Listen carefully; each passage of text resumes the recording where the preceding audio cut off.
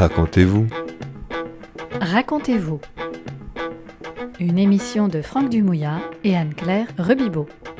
Racontez-vous.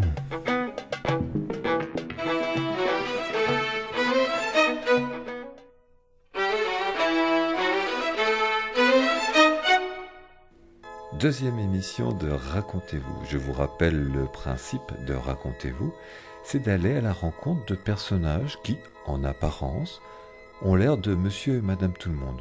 Ils le sont, bien évidemment, mais derrière, ils ont une singularité, que ce soit une passion ou un événement de vie qui les a marqués. Et oui, parce que, est-ce que nous croyons connaître aussi bien que ça nos proches, nos voisins, nos collègues, nos amis? Pas évident. Racontez-vous se propose de vous faire découvrir le trésor des uns et des autres. Et aujourd'hui, nous allons à la rencontre de Marcel Pires. Il habite un petit village de Seine-et-Marne qui s'appelle Gouverne, au fond d'une impasse. Il y est installé depuis des années. Il est marié, père de 4 enfants. Il est conducteur principal de travaux. Donc vous voyez un père de famille, un homme tout à fait normal. Mais Marcel a une passion qu'il partage d'ailleurs avec des milliers et des milliers d'autres à travers le monde. Cette passion a un nom, un prénom. C'est Napoléon Bonaparte. Demain matin, quand tu sortiras, Oui? tu m'achèteras un livre. Et lequel? La vie de Napoléon. Le souvenir de Napoléon, je pense qu'il est arrivé à l'adolescence, après l'adolescence. En début des années, quand j'avais 18 ans, peut-être, 18-20 ans. Il n'y avait pas dans ta famille un historien, un passionné de Napoléon, quelqu'un qui avait justement des attirances par rapport à l'histoire? Non, pas du tout, non. Mais c'est suite à la lecture sur un article de Napoléon, sur un journal lambda, et après je me suis intéressé vraiment à acheter de plus en plus de livres sur Napoléon et sa vie. Est-ce que tu te rappelles un petit peu de cet article? Oui, c'était un article sur le management et comment Napoléon manageait ses hommes à la guerre, ses grognards. Et c'est vrai que ça m'a surpris parce que c'était quand même un petit bonhomme et il est parti de pas grand chose et il a réussi à être là où il était. Et donc c'est vrai que ça m'a inspiré et puis ça m'a aussi donné un peu plus confiance dès lors où on sait qu'une personne comme ça qui vient de nulle part a réussi à faire ce qu'il a fait, ce qu'il était. À partir de là, on se dit tout est possible. Tu es en train de dire que peut-être à l'époque, tu manquais un peu de confiance en toi? En lisant cet article, tu t'es dit, mais un petit bonhomme comme lui, qui a réussi, pourquoi pas moi?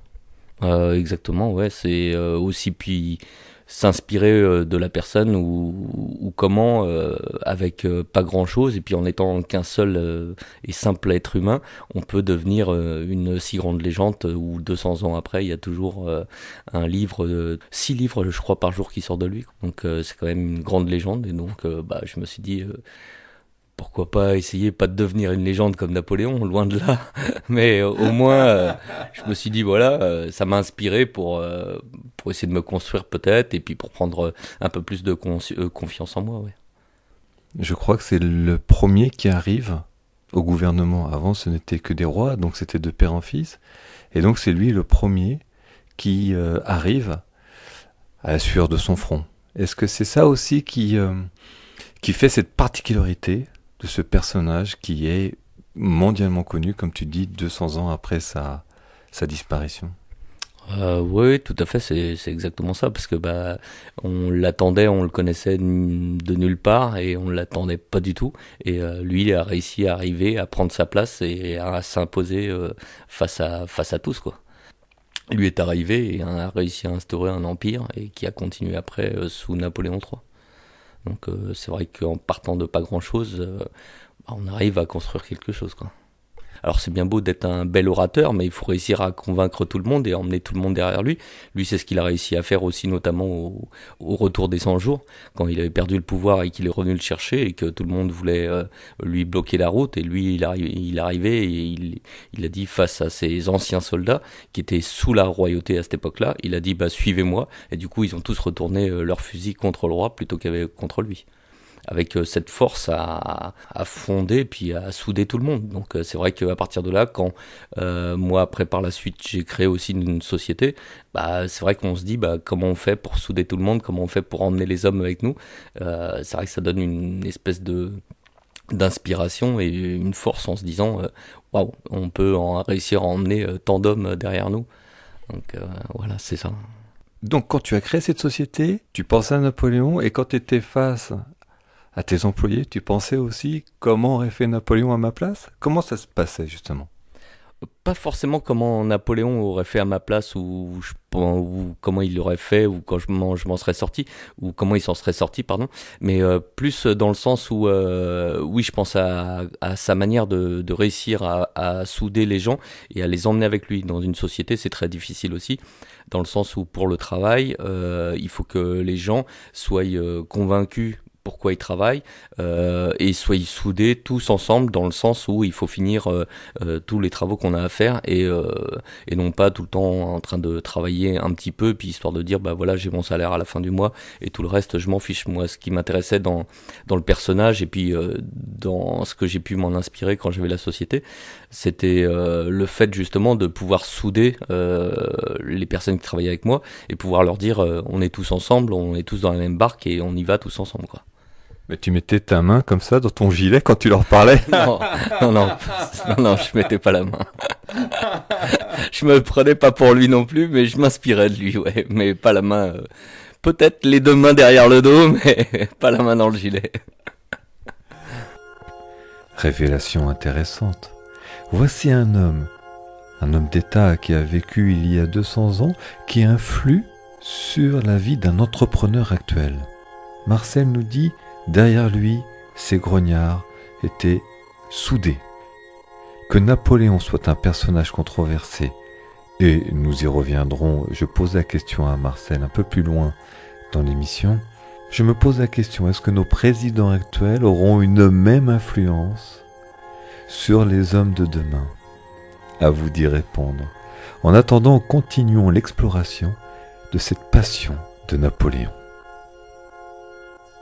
Et après, petit à petit, qu'est-ce que tu as mis en place pour pouvoir vivre cette passion? J'ai commencé à acheter un livre qui était sur la vie de Napoléon. Ça s'appelait Napoléon tout court.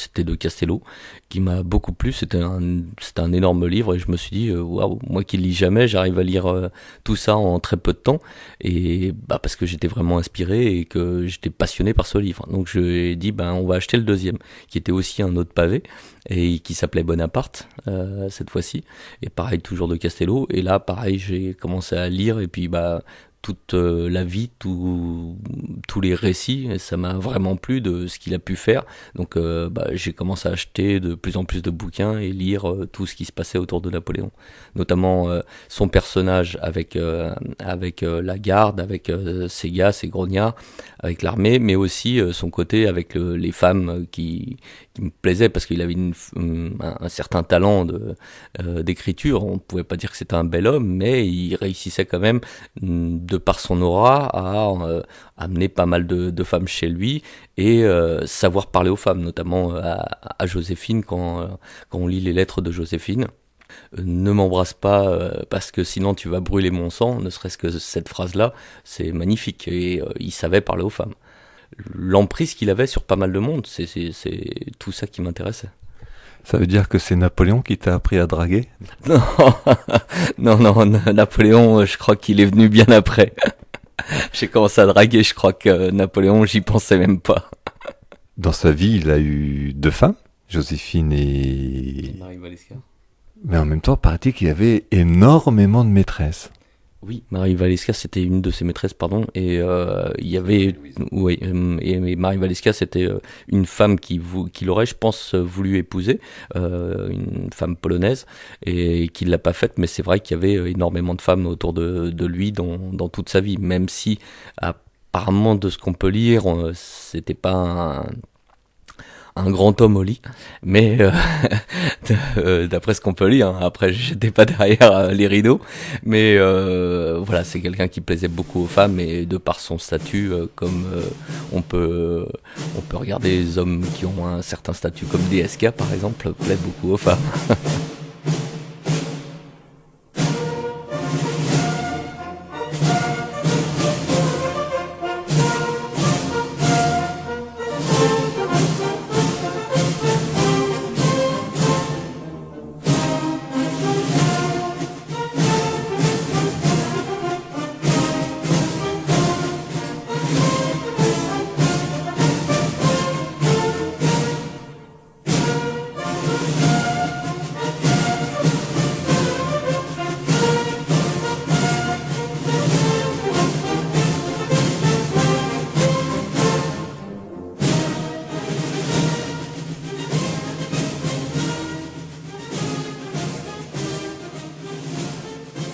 Est-ce que tu as une collection d'objets? Est-ce que tu as des uniformes? Hormis les livres, qu'est-ce que tu as? Collection d'objets, non, pas vraiment. J'ai peut-être deux, trois trucs comme ça. Par exemple, un bicorne que j'ai acheté. Mais sinon, collection d'objets, non, pas trop. Juste peut-être une ou deux statues comme ça que je mets, mais qui fait 10 cm d'eau. C'est des toutes petites statues. Et sinon, non, la plupart, c'est que des livres et des récits que j'achète. Les statues, tu les mets au-dessus de ton lit, comme certains mettraient une vierge ou un Christ? Non, peut-être pas, non, je crois que sinon ma femme, elle les mettrait par terre. Ils sont juste au pied de mon bureau. Donc le bicorne, c'était vraiment en relation avec Napoléon quand tu l'as acheté. Oui, là par contre, moi j'aime de toute façon d'ordre général tous les anciens objets, donc c'est-à-dire même les meubles du 18e, 16e ou autre siècle, j'aime tout ce qui est ancien. Et une fois, je suis tombé sur une annonce, pour ne pas te citer Le Bon Coin, je trouve un bicorne daté des années 1800 à 60 €. Et là, je me dis, bah, la personne, elle a dû faire une faute, c'est peut-être 600 €. Puis j'appelle la personne, mais elle me confirme que c'est bien 60. Donc j'en revenais pas, avec une belle boîte en forme de bicorne aussi, de l'époque. Donc je lui envoie le chèque des 60 € et je reçois en échange le fameux bicorne dans sa boîte, et qui, à mon avis, vaut bien plus que 60 €. J'avais entendu dire que tu avais acheté une peluche à ton fils. Le jour où j'ai visité les Invalides, j'ai acheté effectivement, pas vraiment une peluche, c'est un coussin où il y a le N de Napoléon avec la couronne de laurier brodée dessus. Et quand je l'ai ramené des Invalides, je lui ai donné, et à l'époque il devait avoir peut-être 2-3 ans, et quand je lui ai ramené ça des Invalides, et ben il l'a gardé et c'est devenu son doudou. Il allait même à l'école sous le bras avec. Et quand tu vas aux Invalides, qui est-ce que tu vas voir? Est-ce que tu lui donnes un surnom à Napoléon quand tu vas là-bas? Bon, ça m'est déjà arrivé, effectivement. Ah, c'est quoi ce surnom? J'ai dit, c'est papa. Tu penses que c'est comme un père spirituel pour toi? Est-ce que Napoléon a ce rôle pour toi d'être je vais pas dire un second père, puisque là on rigole en disant que tu lui as donné ce surnom de papa, mais est-ce qu'il a ce rôle-là? Oh, je pense pas non plus, mais dans le sens où effectivement, c'est quelqu'un de très présent. Pourquoi? Parce que je me suis, alors peut-être pas tout inspiré, mais j'ai puisé pas mal de choses chez lui pour essayer de comprendre le personnage, pour essayer de trouver.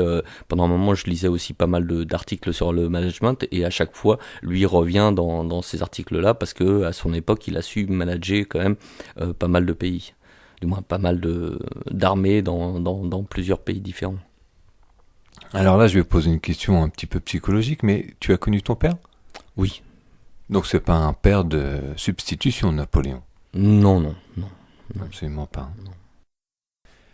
À ce stade de l'émission, il me semble intéressant, maintenant, d'écouter Gaïd, la femme de Marcel, qui répond à la même question que je viens de poser à Marcel. Je suis intéressée par l'histoire d'une manière générale, la généalogie en particulier, la petite histoire dans la grande histoire. Par contre, son intérêt qui s'est dévoilé pour Napoléon m'a incité, moi, à m'intéresser au personnage et à lire les bouquins qu'il avait lus ou qui s'étaient achetés en prévision de les lire. Donc, ce que ça m'a apporté, c'est de m'intéresser au personnage sur lequel je portais pas particulièrement d'intérêt spécifiquement, puis découvrir le personnage en tant que tel, son parcours, les autres personnages qui gravitaient autour, sa femme par exemple, en tout cas sa première. J'ai lu l'Aiglon aussi de Castello.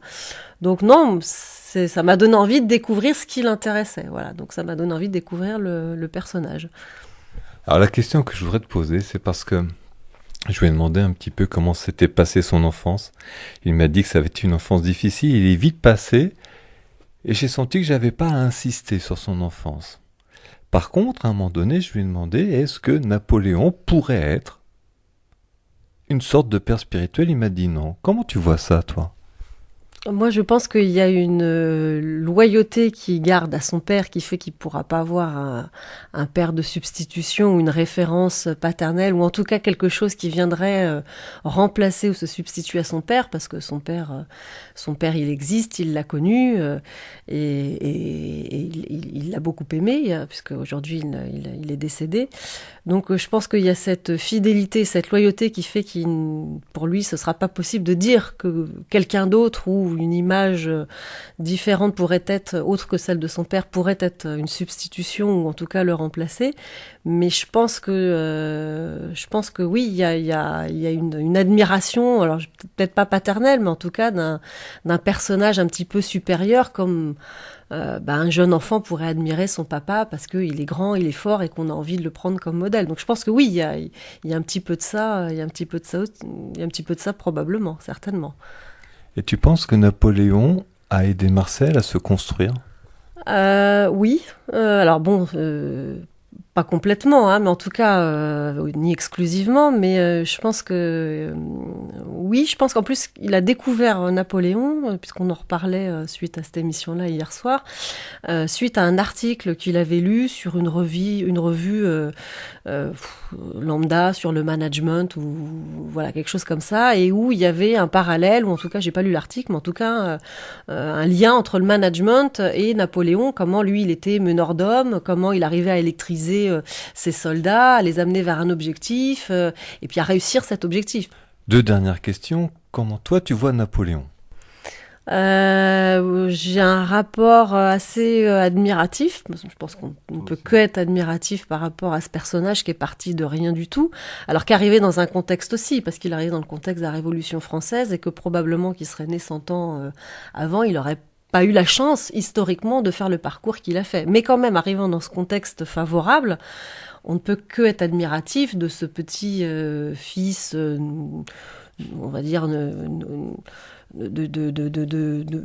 peu de noblesse, quoi, mais en tout cas d'une île en plus qui était même pas au départ française, donc qui est même pas née en France, qui monte tout jeune dans une école militaire en France avec son accent corse, son patois, et puis qui sait saisir les opportunités qui se présentent à lui pour arriver quand même empereur d'un empire assez extraordinaire. Donc oui, je suis forcément admirative. Après, faut pas non plus être béat d'admiration et cacher les aspects un peu plus noirs du personnage, une certaine peut-être mégalomanie ou un autoritarisme peut-être trop important.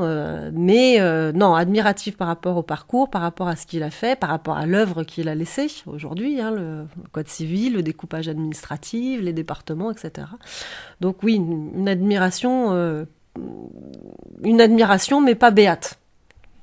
Et dernière question en forme de boutade, est-ce que Marcel t'a déjà appelé Joséphine ?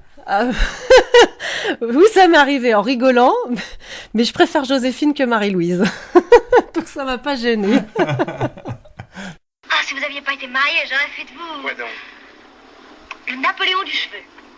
Le Napoléon du cheveu. En fait, pourquoi a-t-il divorcé, Napoléon ? Parce qu'il n'avait pas d'enfant. Moi non plus, je n'ai pas d'enfant. Alors là, maintenant, je vais te proposer de faire un petit exercice, Marcel. Imagine que tu aies à faire une conférence pour présenter Napoléon. Est-ce que là, tu pourrais te lancer en quelques minutes? Oh, ça me paraît un peu difficile de résumer sa vie. Allez, lance-toi, Marcel, lance-toi. Chauffe, Marcel, chauffe. Les plus gros traits, Sa naissance, voilà. Né le 15 août, donc pendant un moment même, je me suis demandé si le 15 août était férié parce que c'était le jour de sa naissance. Blague à part, oui, il est bien né le 15 août 1769.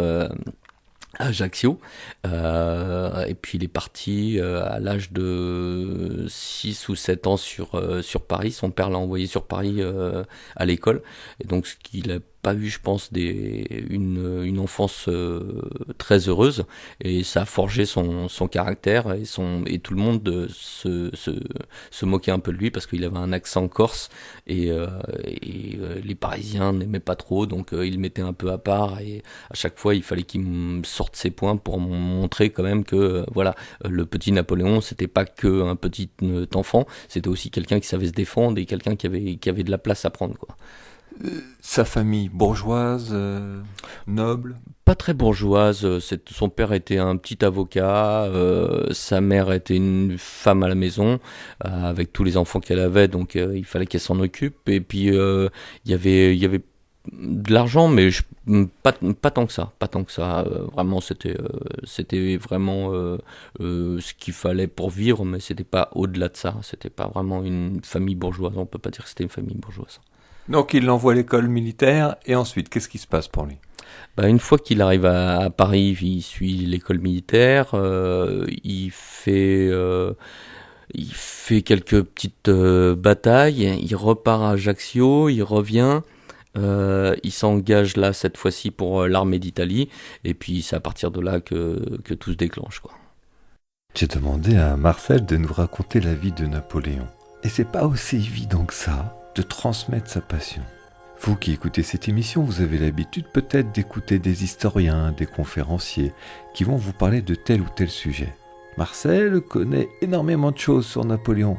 Il n'est ni conférencier ni historien. Il n'a pas l'habitude non plus de parler de cette passion. Aussi, parler devant un micro ne met pas très à l'aise, et c'est un exercice assez délicat. D'ailleurs, écoutez un petit peu plus loin, il va nous le dire. Je vous propose de faire un saut dans la vie de Napoléon, puisque nous allons maintenant parler de Sainte-Hélène. Car le plus important dans cette émission, ce n'est pas Napoléon, c'est Marcel. Sainte-Hélène, c'était la fin. C'était effectivement, il avait quelques personnes autour de lui qui sont restées très proches.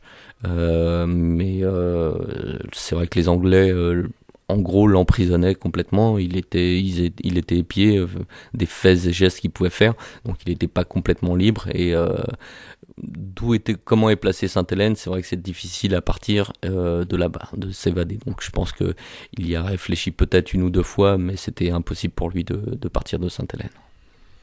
Comment toi tu vis la fin de Napoléon? Est-ce que tu aurais aimé que ça soit une autre fin? Est-ce que cette fin t'attriste? Pas trop. Je pense que la fin aussi contribue à la mémoire du personnage. C'est-à-dire qu'il serait revenu, il aurait peut-être réussi à se sauver de Sainte-Hélène, il aurait peut-être fait autre chose en France, il aurait peut-être repris le pouvoir ou pas, on ne sait pas trop. Même si on peut toujours faire des séries sur ce type de truc. Il y a même des livres qui sont écrits sur qu'est-ce qu'il aurait fait Napoléon s'il serait reparti de Sainte-Hélène. Mais je pense que ça contribue à sa mémoire de mourir comme ça, emprisonné, comme une espèce d'esclave, prisonnier à vie. Et ça contribue à sa mémoire, ça contribue à la grandeur du personnage. On se dit oh, le pauvre, et tout ce qu'il a vécu, il est resté là-bas. Je pense que non, ça m'attriste pas plus que ça. Ça veut dire que un homme qui atteint les sommets dans la hiérarchie, un homme qui détient tous les pouvoirs, parce que c'était l'homme le plus puissant du monde à cette époque-là, le fait qu'après il vive la déchéance, ça le rend plus humain? Peut-être plus humain, oui, et puis du coup on a un peu plus de compassion pour un type comme ça, pour des gens qui l'aimaient pas, par exemple. Je pense que vu la vie qu'il menait sur la fin, très triste quand même, enfermé sur une île avec très peu de choses autour de lui, plus d'enfants, plus de femmes, plus rien. Donc je pense que effectivement ça donne un côté très humain et un côté où on compatit pour toute la douleur et la souffrance qu'il a pu vivre sur cette île. Est-ce que c'est aussi l'homme du peuple qui arrive au pouvoir et le pouvoir le rejette à la fin, donc quelque part il restera homme du peuple et ça le rapproche des Français et de tout le monde? Oui, je pense que c'est quelque chose comme ça, oui, parce que homme du peuple, il était resté surtout au retour de son corps de l'île de Sainte-Hélène. Effectivement, tout le peuple était là pour l'accueillir à ce moment-là. Donc c'est vrai que quand il est arrivé aux Invalides, au tombeau des Invalides, dès son retour, même si le personnage était déjà plus là physiquement et était déjà mort, c'est vrai que c'est quelqu'un que du coup qui faisait partie de notre histoire. Donc il y a eu un déclenchement de foule énorme, il paraît, à ce moment-là. On parle des Invalides, toi tu vas régulièrement aux Invalides? Non, du moins oui et non, je dirais. Non, dans le sens où j'y vais pas vraiment pour voir Napoléon, et oui, dans le sens où, parce que j'ai du boulot juste à côté, donc effectivement, je me rends souvent aux Invalides. Et donc, effectivement, quand je passe devant, je pense forcément à Napoléon et je regarde vers les Invalides. Alors moi, je vais te dire une histoire qu'on m'avait racontée, j'étais enfant. Alors je ne sais pas si elle est vraie. Paraît-il que Napoléon aimait les odeurs très fortes. Et qu'il demandait à Joséphine de ne pas se laver. Je ne sais pas si à l'époque d'ailleurs l'hygiène était la même qu'aujourd'hui. Mais à tel point, c'est que lorsque Napoléon dormait, on lui mettait un camembert qui pue devant son nez, et là il disait non, pas ce soir Joséphine, pas ce soir. Est-ce que ça tu confirmes ou c'est Écoute, franchement non, je l'ai jamais entendu. T'as jamais entendu cette histoire? Mais tu vois ce genre d'histoire, est-ce que tu en connais? Peut-être oui, comme ça, mais c'est comme je disais tout à l'heure, c'est toujours impressionnant de parler devant un micro et de se remémorer tout, peut-être 5 minutes après avoir coupé le micro, et puis en ayant respiré un bon coup, je peux retrouver toute l'histoire, la raconter de A à Z, ou d'autres périodes croustillantes, mais comme ça c'est un peu difficile à sortir. Ok, c'est pas grave du tout.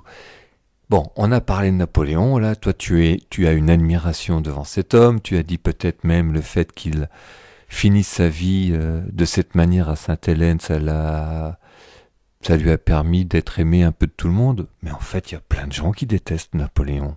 Il y a plein de gens qui... c'est pas un personnage qui fait l'unanimité, il y a plein de gens il était quand même surnommé l'ogre, c'est quand même quelqu'un qui a... Dis-moi si je me trompe, mais je crois qu'il a, dans toutes ces batailles, eu 10 millions de morts. C'est quand même quelqu'un qui a entraîné derrière lui la mort. Beaucoup de personnes disent que Napoléon était un fou furieux. On peut l'aimer ou le détester, c'est sûr. Mais on ne peut avoir que de l'admiration, du moins pas vraiment le mot admiration, mais reconnaître que ce qu'il a fait, c'est quand même grandiose, c'est quand même un grand homme. Après, on aime, on déteste, mais toujours est-il que on ne peut reconnaître que ce qu'il a fait. Il y a quand même énormément de choses qui ont été faites par ce personnage, qui sont quand même à lui attribuer et dire effectivement on l'aime pas parce que effectivement sur ces batailles il a perdu pas mal de personnes, il a été certaines fois pas très sympathique si on peut dire, en tuant, en lâchant quand même, en voulant tuer comme ça au canon, vis-à-vis des gens en face du peuple, mais... Quand tu dis, excuse-moi je te coupe Marcel, mais quand tu dis pas mal, c'est 10 millions.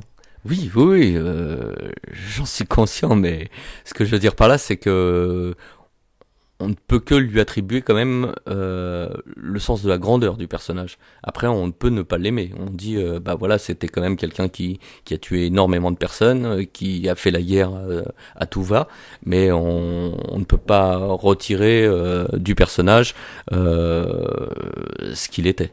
Donc là, oui, Marcel, je vais un peu te titiller, mais la fin justifie les moyens, c'est-à-dire que peu importe le nombre de morts, du moment que la grandeur du personnage est présente. Pas tout le temps, parce que je suis peut-être pas forcément à 100% partout derrière avec lui, mais des fois, oui, effectivement, il faut savoir avoir des morts dans son équipe. Donc là, c'était pas vraiment une équipe, c'était plus une armée, mais voilà, pour pouvoir réussir à faire quelque chose de sa vie, il faut être prêt à combattre et donc à accepter les risques qui vont avec.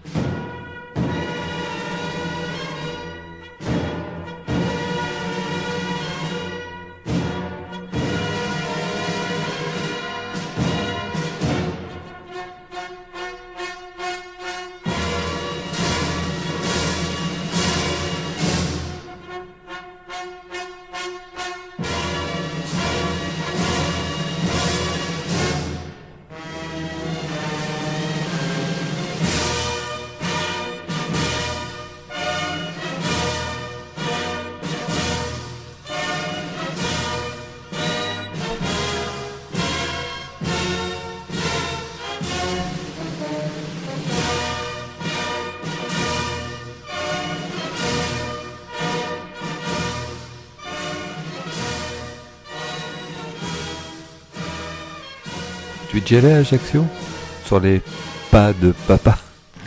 Non, pas encore, ça ne devrait pas tarder, mais pas encore. Mais c'est un projet, tu as envie de faire, je ne veux pas dire un pèlerinage, mais tu as envie de faire ce voyage parce que Napoléon vient d'Ajaccio ? Les deux, parce que Napoléon vient d'Ajaccio et en même temps parce que c'est une île qui est magnifique. Il y a pas mal de monde autour de moi qui ont été récemment et dont des amis qui y vont tous les ans. Donc on s'est dit qu'on irait, oui, effectivement là-bas. Et puis tant qu'à être en Corse, forcément on ira voir les pas de papa.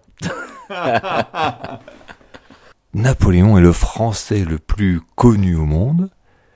Si on demande à un étranger, cite-nous un Français, ça va être Napoléon, peut-être aujourd'hui Zidane, mais quand même, dans quelques années, Napoléon reprendra le dessus sur Zidane. Comment se fait-il que même les étrangers s'intéressent à ce personnage Napoléon ? Je pense que c'est par rapport à la grandeur d'esprit qu'il avait, l'intelligence d'essayer de fonder comme une pré-Europe de l'époque, et par l'intelligence qu'il avait sur tout ce qui était mise en place de tactiques militaires. Encore ces tactiques aujourd'hui, comme je disais tout à l'heure, sont apprises dans certaines écoles. Mais alors moi qui ne connais pas vraiment Napoléon, je fais cette émission, c'est pour toi, parce que toi tu t'intéresses à Napoléon. Mais moi la question qui m'intéresse, c'est pourquoi des étrangers. Mais il n'y a même pas que des militaires qui s'intéressent à lui. Je pense Napoléon, la dernière fois, je suis allé dans une librairie, en histoire, il prend un pan de la librairie, c'est énorme. Et c'est écrit par des étrangers, c'est écrit par... Au-delà du fait que ça soit un stratège exceptionnel, est-ce qu'il y a autre chose qui se dégage de ce personnage ? Oui, c'est une espèce de grand homme... Pour pas mal de personnes, je pense que, comme je disais au tout début de l'émission, c'est quelqu'un qui a su faire quelque chose en partant de pas grand-chose. Donc on se dit comment il a fait, et on s'intéresse vraiment à tous les points de sa vie, aussi bien militaire que personnel, que toutes sortes. Et c'est pour ça que on met ce personnage très haut au-dessus de nous, parce que il est devenu tellement grand qu'on se dit comment il a fait, quoi. Donc tout le monde s'intéresse un petit peu à lui, en bien, en mal. Après il y a des critiques, mais on ne peut lui ôter le personnage qu'il était. Donc c'est-à-dire réussir avec pas grand-chose à partir à être empereur des Français, ce qui n'était pas rien quand même, parce que ça représentait énormément de pays. Parce que quand il est parti par exemple en Russie et qu'il avait énormément d'hommes, il y avait des Polonais avec lui, il y avait des Allemands avec lui, il y avait des Autrichiens, donc il y avait énormément de monde, d'Italie ou autre, et c'est quand même quelqu'un qui fascinait tout le monde, quoi. Dès que on passait à côté de lui, il fascinait, la personne s'arrêtait et voyait Napoléon, c'était comme un deuxième dieu. La preuve en est, c'est qu'aujourd'hui, le deuxième homme le plus connu après Jésus-Christ, on dit c'est Napoléon. Ah oui. Ouais. Vous savez que j'ai acheté tous les livres sur la vie de Napoléon? Oh, quelle existence prodigieuse. Il me plaît beaucoup, moi, ce petit tondu. Mario, la femme de l'empereur est là. Joséphine? Mais non, l'impératrice d'Abgar. Ah, jolie. Permettez, Denise. Oh non, je ne céderai pas ma place pour un empire. Quelle était la relation que Napoléon avait avec Dieu? Je crois pas qu'elle fût trop bonne. La relation avec Dieu, c'était pas trop son truc. Mais maintenant, la preuve en est, c'est qu'il a fait pas mal de pieds de nez au pape Pie VII quand il a voulu normalement c'était le pape qui couronnait la personne. Lui, en tant qu'empereur, il est arrivé, il a pris sa couronne et il se l'est mis lui-même sur la tête. Donc déjà, il a fait un pied de nez à l'église catholique à Rome, et ça a été très difficile, les relations entre le pape et lui-même. Et quand il est parti en Égypte, il a voulu même à un moment donné se convertir à l'islam. Mais quelque chose qu'il a très vite abandonné parce qu'il trouvait ça un peu compliqué. Mais bon, ça a été comme ça, je pense, une lubie. Et lui et Dieu, je pense pas que ça soit une grande histoire d'amour. Est-ce qu'il faisait différence entre la religion et Dieu? Je pense pas. Je pense que là-dessus, il était pas trop religion, et je pense que ça l'agaçait plus qu'autre chose. Je croyais que Napoléon avait compris que la religion fédérait le peuple. Oui, sur certains aspects, il était d'accord avec ça. Et je pense que c'est pour ça, notamment quand il est en Égypte, qu'il l'a fait croire, ou alors est-ce que c'était vraiment une volonté réelle, qu'il a dit auprès de tout le monde, je vais me convertir à l'islam. Est-ce qu'il a trouvé que la religion pouvait emmener les gens encore plus derrière lui ? Je sais pas trop. Maintenant, je pense que au fond de lui-même, il était plus du côté athée mais il savait qu'il fallait jouer avec la religion si vous voulez emmener certaines personnes derrière lui. Alors, je vais lire, Marcel, un texte qui apparemment qu'il aurait écrit à Sainte-Hélène. Alors, je sais pas si ce texte est véridique, mais voilà ce qu'il dit. Il existe un être infini en comparaison de qui, Général Bertrand, vous n'êtes qu'un atome, en comparaison de qui, moi, Napoléon, je suis un vrai rien, un simple néant. Vous comprenez? Je peux sentir ce Dieu, je le vois, j'en ai besoin, je crois en lui. Napoléon à Sainte-Hélène. Est-ce que ça, toi, tu valides ce texte, ou c'est vraiment quelque chose que, non, pour toi, Napoléon n'était pas croyant et...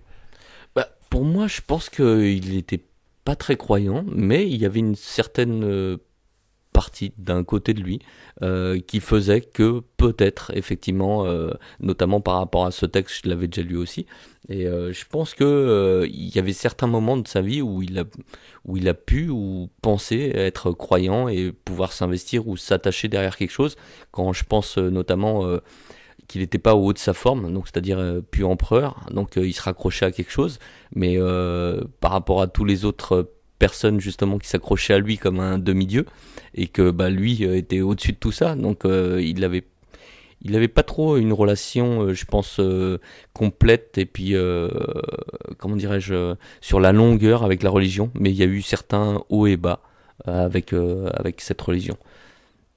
Et puis, un homme qui est au pouvoir, un homme que tout le monde respecte, un homme que tout le monde craint, quand il est à son apogée, pourquoi croirait-il en Dieu ? Mais le même homme qui se retrouve seul, abandonné de tous, épié, esclave, comme tu l'as dit, peut-être que là il se pose des questions. Oui, je pense que déjà même avant Sainte-Hélène, je pense qu'il y a eu des moments de creux et des moments où il se rapprochait de Dieu. Mais effectivement, un être comme ça, si puissant, devait être loin de tout ça et à certains moments devait se rapprocher de Dieu de plus en plus. Tu es nostalgique de cette époque ? Nostalgique, peut-être, ouais. J'aurais bien voulu aimer connaître un peu cette époque, même qui était très difficile à avoir un aperçu, voir comment c'était, quoi. T'aurais aimé être un grognard de Napoléon, un grognard ou peut-être un lieutenant, enfin faire partie de l'équipe de l'armée de Napoléon ? Peut-être, pourquoi pas, mais grognard non, soit général ou empereur. Ah, toi tu veux être empereur à la place de l'empereur. Comment ta famille vit ta passion pour Napoléon ? Bon, très bien, je pense que y a beaucoup de choses forcément où ça vient faire référence à Napoléon. Par exemple, je sais pas, mon fils dit tiens, il y a Napoléon à la télé, ils savent très bien que papa il va arriver derrière sa télé pour regarder l'émission qu'il faisait sur la Révolution. Il m'a dit bah tiens papa, on parle de Napoléon à l'école, donc effectivement dès qu'il y a quelque chose sur Napoléon, ils viennent me le dire.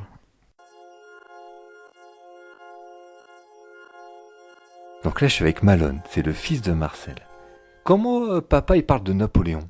Papa, il aime bien Napoléon. Il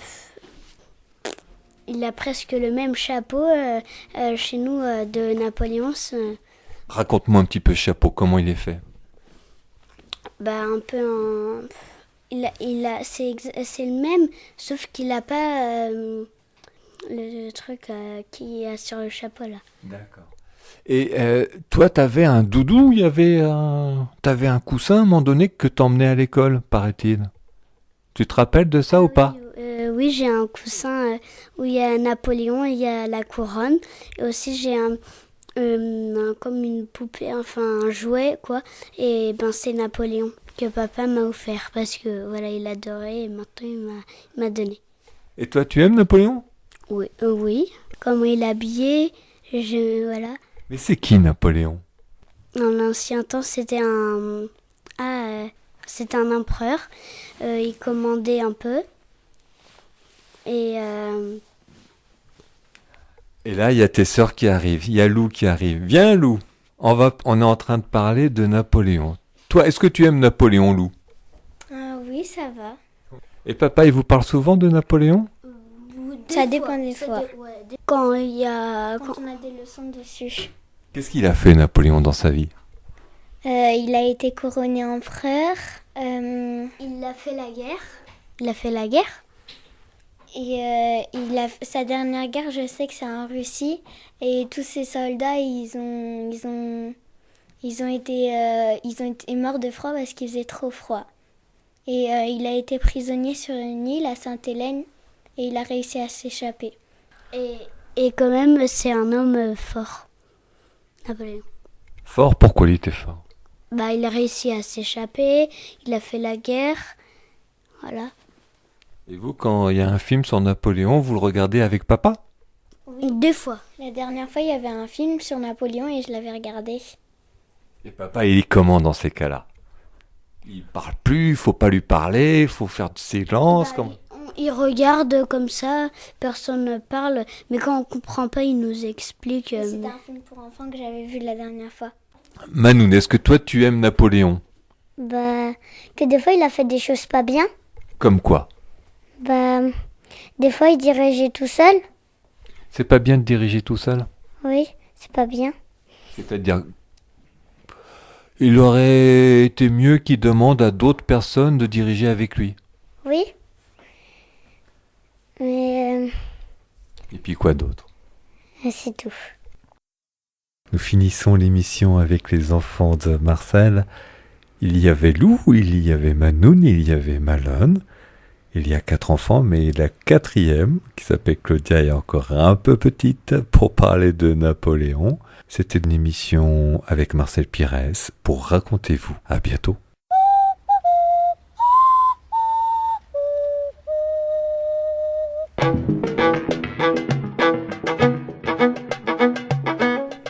Racontez-vous.